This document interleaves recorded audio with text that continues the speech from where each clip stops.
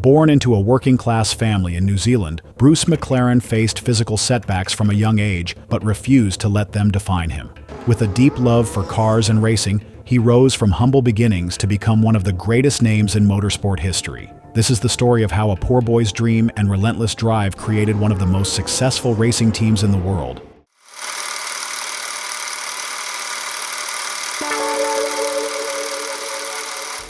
Early life. A boy with big dreams. Bruce McLaren was born on August 30, 1937 in Auckland, New Zealand, to Les and Ruth McLaren. His father ran a small service station and workshop, which became his second home. From a young age, Bruce was fascinated by cars. The smell of oil and the sound of engines being taken apart and rebuilt sparked something deep within him. He would often sit for hours watching his father work, asking questions and studying how each part of the engine fit together. Bruce's early years were not without hardship. At the age of 9, he was diagnosed with Perthes disease, a rare condition that affects the hip joint and can lead to lifelong disability. After 2 years of treatment, his condition improved, though his left leg remained shorter than his right.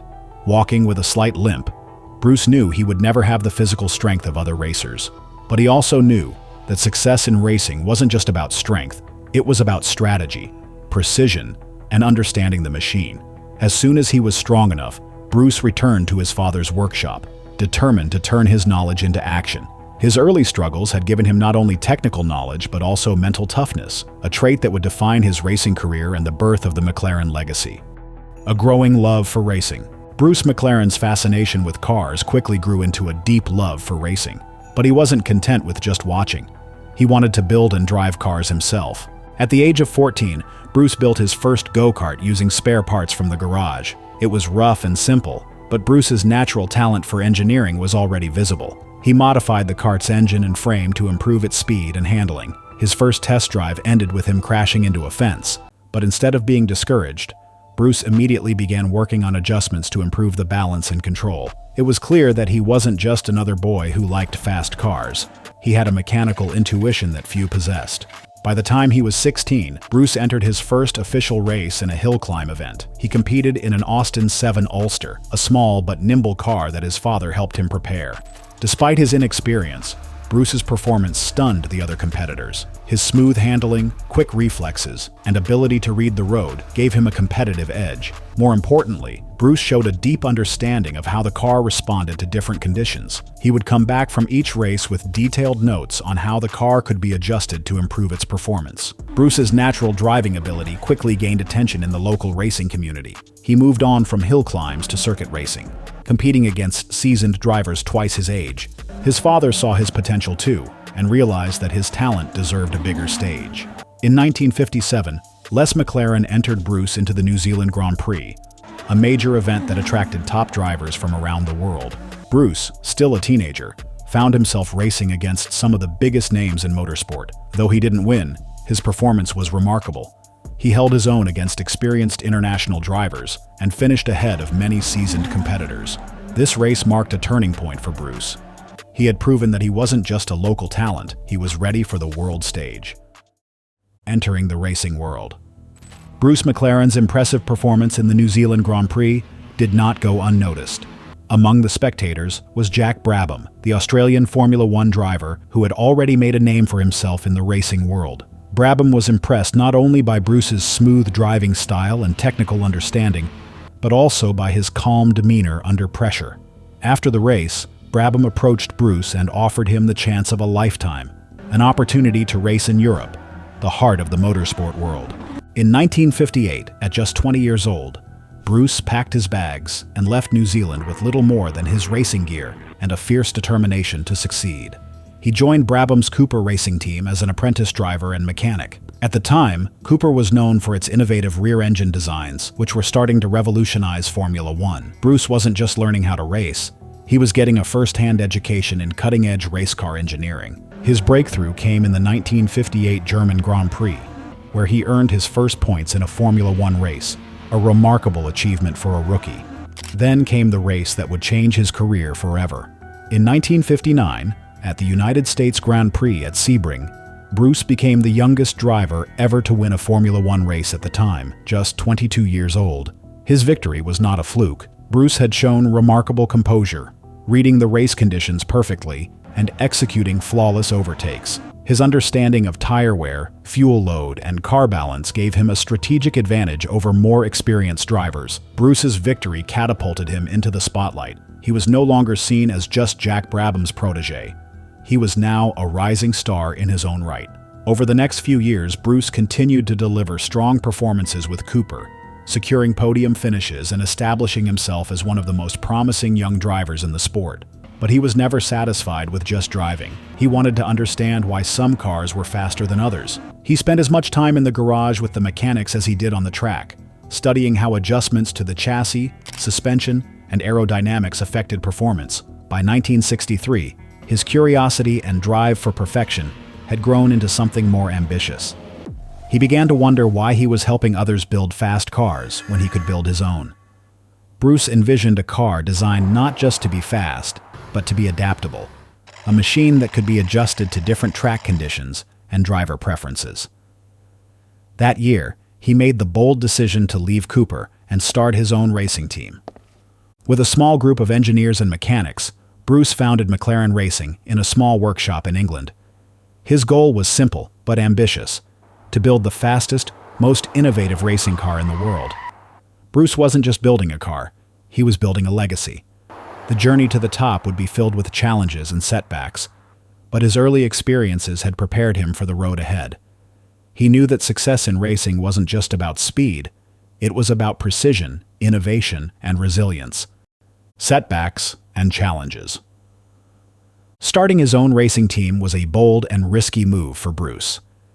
In 1963, when he founded McLaren Racing, he knew that building a competitive race car from scratch would not only require exceptional engineering, but also significant financial backing, something he didn't have. Unlike established teams like Ferrari and Lotus, which had decades of funding and experience, Bruce was starting from the ground up with a small team of engineers and mechanics operating out of a modest workshop in England. He was betting everything on his ability to design and build a better car. Bruce's early challenges were steep. Finding sponsors was difficult. While his reputation as a talented driver helped him secure some initial backing, it wasn't enough to cover the costs of designing, building, and testing a competitive Formula One car. Bruce and his small team worked long hours, often sleeping in the workshop and living off minimum pay. Bruce was deeply involved in every aspect of the car's design, from the shape of the chassis to the positioning of the suspension components. He wasn't just a driver anymore. He was now an engineer and team manager. The first McLaren car, the M1A, was completed in 1964. It was entered into the Can-Am Series, a highly competitive North American racing league. The M1A showed flashes of brilliance, with Bruce himself driving it to several strong finishes. But mechanical issues and reliability problems plagued the car. Suspension failures, overheating engines, and gearbox malfunctions cost the team valuable points. Bruce's frustration grew, but he refused to give up. After each race, he would sit down with his team, reviewing every detail of the car's performance, looking for ways to improve its handling and reliability. In 1965, Bruce faced one of his most devastating setbacks.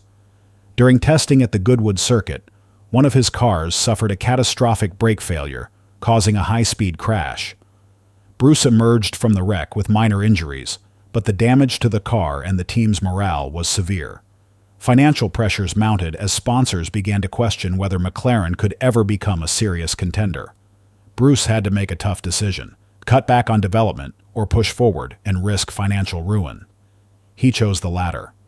In 1966, McLaren entered its first Formula One season with the M2B, but the car was underpowered and unreliable. The Ford engine lacked the horsepower needed to compete with the dominant Ferrari and Lotus cars. Bruce finished only one race that season, the British Grand Prix, but even then, he was several laps behind the leaders. Critics began to whisper that Bruce had made a mistake starting his own team. But he saw the setbacks differently. They were lessons. He worked closely with engine manufacturers to develop a more powerful and reliable unit while fine-tuning the car's chassis and aerodynamics. The breakthrough finally came in the Can-Am series. In 1967, Bruce introduced the McLaren M6A, a car built using cutting-edge materials and featuring innovative aerodynamic features. Bruce and his team had mastered the art of combining lightweight construction with powerful engines, creating a car that was fast and balanced. That season, McLaren dominated the Can-Am Series, winning 5 of 6 races. Bruce had proven that his team could build a winning car, and more importantly, he had shown that McLaren was now a force to be reckoned with.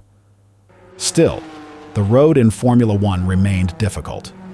In 1968, McLaren secured a contract with Cosworth for their powerful DF-VAVI engine. Bruce's persistence and technical understanding allowed him to modify the car's chassis to perfectly accommodate the new engine. That year, Bruce won McLaren's first Formula One race at the Belgian Grand Prix, a monumental victory that silenced the critics and solidified McLaren's place in the sport.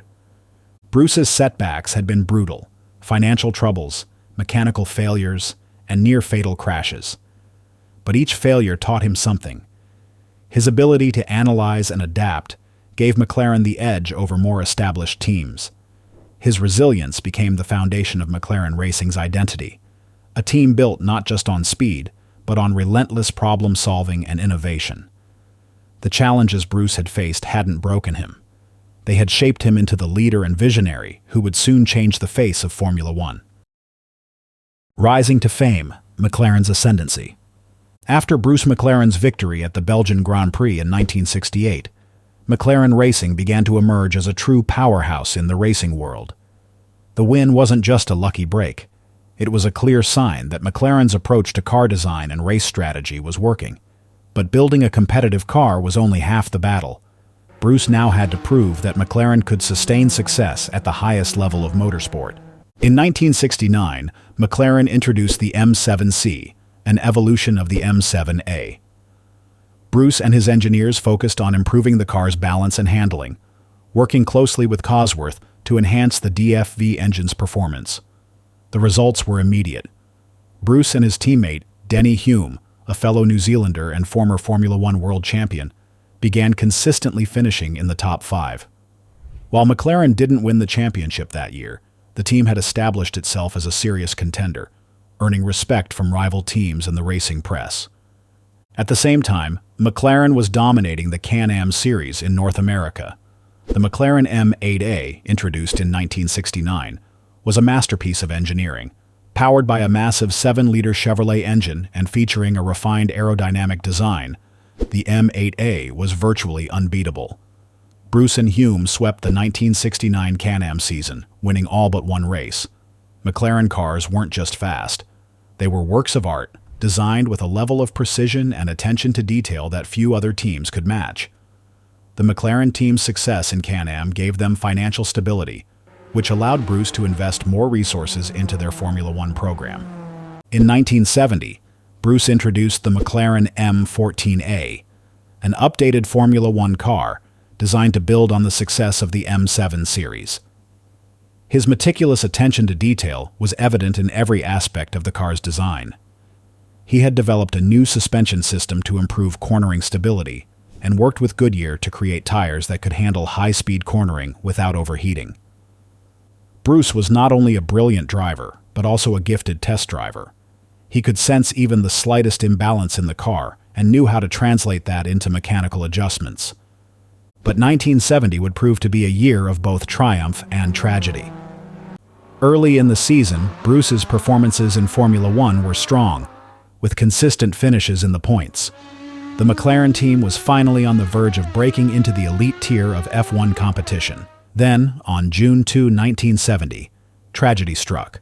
Bruce was testing a new McLaren M8D at the Goodwood circuit when the rear bodywork detached at high speed. The loss of aerodynamic stability caused the car to spin out of control and crash into a wall. Bruce was killed instantly. He was just 32 years old. Bruce's death sent shockwaves through the racing world. McLaren Racing had lost its founder, its leader, and its driving force. For many, it seemed like the end of the McLaren dream. But Bruce had built more than just a team. He had created a culture of innovation, precision, and resilience, and in his honor, McLaren would endure despite the loss. Legacy and impact on motorsports. Bruce McLaren's tragic death in 1970 left a void in the racing world. But his influence on motorsport was far from over. The foundation he had built, a team defined by innovation, precision, and resilience, ensured that McLaren Racing would not only survive his loss, but rise to even greater heights. Now, it was up to the team he had left behind to carry his vision forward. Denny Hulme, Bruce's longtime teammate and friend, became the anchor for McLaren Racing in the aftermath of his death. Hulme led the team with the same quiet determination that Bruce had shown. In 1971, McLaren continued to dominate the Can-Am series, with Hulme and Peter Revson driving the improved McLaren M8F to victory in 8 out of 10 races. McLaren's success in Can-Am was unprecedented. The team had won 5 consecutive championships from 1967 to 1971, making McLaren the most dominant name in North American sports car racing. The true golden era for McLaren came in the late 1980s and early 1990s, when legendary drivers Ayrton Senna and Alain Prost drove McLaren to multiple championships. The McLaren Honda MP 4/4, driven by Senna and Prost in 1988, remains one of the most dominant cars in Formula One history, winning 15 of 16 races that season. Bruce's legacy was clear: the focus on lightweight construction, superior handling, and adaptability that had defined McLaren's early success was now producing world-beating results on the biggest stage. McLaren also became a leading name in high-performance road cars. The McLaren Automotive Division, established in the 2010s, produced road cars that carried Bruce's DNA: lightweight, meticulously engineered, and designed for both speed and handling. Models like the McLaren P1 and the McLaren 720S reflected Bruce's core belief that a car should be an extension of the driver, perfectly responsive and balanced. Today, McLaren remains one of the most successful and respected names in Formula One. The team has won over 180 Grand Prix races, secured 12 Drivers' Championships, and earned 8 Constructors' Championships. McLaren cars continue to embody Bruce's pioneering spirit, blending cutting-edge technology with driver-focused design. The McLaren Technology Centre in Woking, England, stands as a testament to Bruce's vision, a state-of-the-art facility where engineers and designers continue to push the limits of automotive performance. Bruce McLaren's legacy is not just measured in victories and championships, it's reflected in the culture of innovation and excellence that he created. Bruce's story, the poor boy from New Zealand who overcame illness and adversity to build the best racing cars in the world, remains one of the most inspiring tales in motorsport history. What do you think about Bruce McLaren's legacy? Feel free to share your thoughts in the comments section. Thank you for watching. See you in the next video.